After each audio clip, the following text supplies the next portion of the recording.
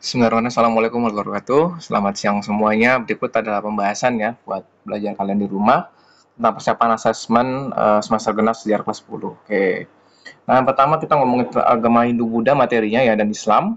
Yang pertama ada kasta atau sistem tingkatan sosial di masyarakat. Yang pertama itu Brahmana, yang teratas itu Brahmana, kedua Ksatria, bangsawan, tiga Waisya, prajurit atau pedagang, dan yang keempat Sudra, rakyat biasa. Jadi kan ingat perhatikan ada 4 kastanya ya, Brahmana yang tertinggi sampai Sudra gitu. Nah, ini teori-teorinya nih ada teori Ksatria, Waisya, Brahmana, Sudra. Ini teori yang berdasarkan siapa yang membawanya. Kalau Waisya berarti dia pedagang. Kalau teori Ksatria berarti dia prajurit. Kalau misalnya Brahmana pendeta gitu kan. Sudra itu rakyat jelata, seperti itu. Umumnya itu. Nah, tapi ada satu teori lagi, yaitu adalah ini teori arus balik atau teori nasional, di mana yang datang, yang menyebarkan itu adalah orang-orang kita sendiri. Kita tertarik belajar ke India, pulangnya sebarin lagi, seperti itu. Oke, jadi bisa dibedain ya. Oke, nah, nah ini berikut adalah peta negara Indonesia ya. Indonesia ada kerajaan Hindu, Buddha. Gampangnya kalau Buddha itu ya ingatnya Sriwijaya aja yang gampang.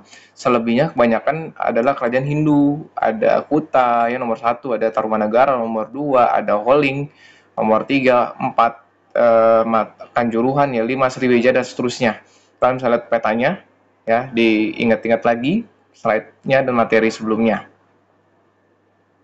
Nah, kalau kita mau tahu apa sih informasi yang menyebutkan tentang suatu kerajaan, ada dua hal, dari dalam negeri dan luar negeri. Sumber dalam negeri biasanya itu ada Yupa, ada prasasti ya. Nih, seperti contoh prasasti Canggal dari kerajaan Mataram kuno, Careten dari Tarumanegara, dan Yupa peninggalan kerajaan Kutai. Itu prasasti gitu. Dan yang kedua ada dari sumber berita dari luar negeri, ada dari Tiongkok, dari Arab, dari Yunani dan Vietnam. Jadi pedagang-pedagang atau orang-orang luar negeri itu yang kebetulan singgah di wilayah Nusantara pada waktu itu, dia menuliskan catatan perjalanannya. Ya, contoh di Tiongkok itu ada kronik Tiongkok, catatan Fahien, dan catatan perjalanan Itsing. Gitu. Dari Arab ada catatan saudagar Arab. Gitu. Ya kan bisa lihat ya, jadi ada dua lem dan luar negeri. Nah, selanjutnya kita masuk ke kerajaan Buddha, itu kerajaan Sriwijaya. Jadi Sriwijaya di Sumatera ya, Sumatera Selatan. Raja terbaiknya itu bisa dibilang yang paling mencapai membawa kejayaan itu adalah Raja Balaputra Dewa gitu. Nah, dia selama berkuasa, dia melakukan beberapa hal ya. Di antara itu menjadikan Sriwijaya sebagai pusat penyebaran agama Buddha, sebagai pusat perdagangan juga, dengan cara apa? Membangun pelabuhan yang besar dan lengkap. Dia juga membangun armada laut yang tangguh. Nah, seperti ini nih. Letak geografis sangat cocok untuk tempat persinggahan kapal-kapal dagang dari India dan Tiongkok. Menjadi pusat perdagangan barter dari kedua wilayah tadi, India dan Tiongkok ya. Seperti itu. Dan juga pemerintahnya kuat. Dan angkatan lautnya juga kuat. Jadi ketika dagang sana orang pun aman, nggak ada gangguan dari bajak laut ya atau hal-hal lain lah seperti itu. Intinya pada waktu itu tuh kerajaan pelabuhan yang sangat besar dan modern lah pada waktu itu. Ya bisa kalian bayangkan. Nah, ada beberapa hal membuat Sriwijaya runtuh nih. Di antaranya adalah serangan dari kerajaan lain, dari dalam maupun luar negeri, dari Thailand ya, dari eh, apa? Dari Medang Kamulan juga Raja Dharma Wangsa seperti itu. Pokoknya beberapa kali serangan dan juga tidak ada raja yang kuat, dalam artian tidak ada regenerasi kepemimpinan. Akhirnya Sriwijaya pun mengalami kemunduran dan kehancuran seperti itu. Jadi gara-gara tidak ada raja yang kuat ya, dapat serangan dari asing, dari Kuala Mandala, ada dari Thailand, ada dari Medang Kamulan. Kemudian banyak wilayah melepaskan diri gitu kan, tidak ada raja yang kuat seperti itu.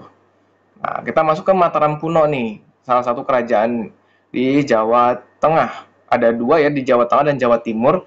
Nah, uniknya kalau tadi dia kerajaan yang berpindah gitu dari Jawa Tengah ke Jawa Timur. Karena apa? Karena ada alasannya, yaitu adalah letusan Gunung Merapi. Jadi ada bencana alam yang membuat mereka pindah, bukan cuma serangan dari kerajaan musuh, tapi mereka mau nggak mau pindah gitu ya. Nah, kerajaan Mataram kuno ini yang paling banyak nanti meninggalkan candi. Nah, nih wilayahnya nih kalian bisa lihat ya. Gitu. Jadi kerajaan pindah ke Jawa Timur itu karena wilayahnya hancur karena bencana alam, Gunung Merapi, gunung meletus.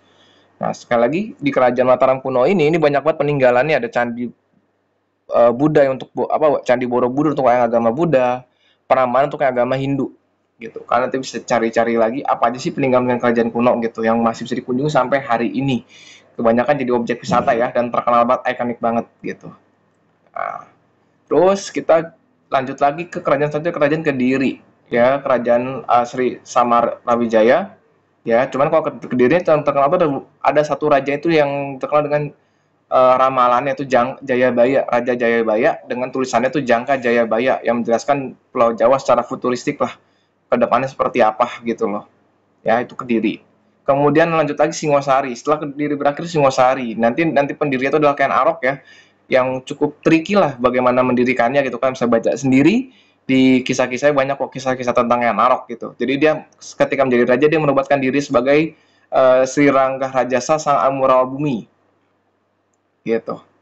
Nanti raja terakhir, nah ini Ken Arok tadi ya gitu. So, awalnya camat terus nanti naik jadi raja dan seterusnya lah seperti itu. Akhirnya setelah di Singosari tadi nanti ada kerajaan baru lagi yaitu Majapahit gitu ya, dari mantu Kertanegara raja terakhir Singosari tadi. Jadi kerajaan ini berhasil mengalahkan orang-orang yang ngebunuh mertuanya ini sekaligus mengklaim diri sebagai penguasa gitu. Dia bikin kerajaan namanya kerajaan Majapahit. Seperti itulah kurang lebihnya.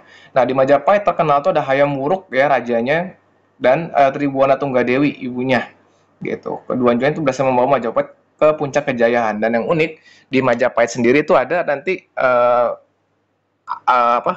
Mahapati Gajah Mada ya, seperti itu, yang terkenal dengan Sumpah Palapanya gitu. Dia ingin mempersatukan seluruh wilayah di bawah bendera Majapahit gitu. Yang bisa dibilang luas wilayahnya itu hampir kayak Indonesia sekarang lah. Seperti itu. Nah, ini membuat Majapahit maju ya, ada faktor internal tadi, ya Sumpah Palapa dari Gajah Mada, pejabatnya punya kemampuan mendukung aktivitas kemaritiman. Faktor eksternalnya tadi karena dia dekat dengan jalur perdagangan, jadi strategis lah seperti itu ya. Ramai dikunjungi, akhirnya meningkatkan kegiatan ekonomi mereka. Seperti itu. Nah ya, oke, sampai sini cukup jelas ya. Nah, ini selanjutnya adalah peninggalan-peninggalan dari bidang seni bangunan ya. Contoh candi nih, kita bisa lihat candi. Itu akulturasi dari Pundan Berundak. Dari candi itu yang Hindunya, Pundan Berundak itu dengan kita yang lokal. Ya, Pundan Berundak itu batu bersusun yang untuk memuja roh nenek moyang telah luhur. Seperti itu ya. Candinya seperti itu. Jadi Pundan Berundak itu jadi anak tangganya, candi itu bangunannya. Gitu. Jadi kalian nggak bingung-bingung lagi gitu. Akulturasi seperti apa? Akulturasi tadi adalah candi yang Hindu dengan Pundan Berundak. Gitu. Nah, ini contoh lagi nih. Ya, kan bisa nanti baca-baca lagi ini secara penampangnya gitu, strukturnya. Candi Hindu maupun candi Buddha gitu. Nah, ini perbedaannya nih, saya lihat lagi ya, ada Candi Plausan dan Candi Singosari. Ya, dia lebih tinggi kan, ada tangganya kan di depan kan, kalian bisa perhatikan. Nah, kemudian uniknya dalam sistem Hindu Buddha ini raja itu punya kekuasaan tertinggi, ya, karena raja dianggap sebagai titisan dewa, jadi sebutnya dewa raja, gitu. Nah, oke, itu dulu yang materi part satunya ya tentang Hindu Buddhanya. Nanti lanjut lagi ke part 2-nya yang tentang Islam. Terima kasih semuanya. Wassalamualaikum warahmatullahi wabarakatuh.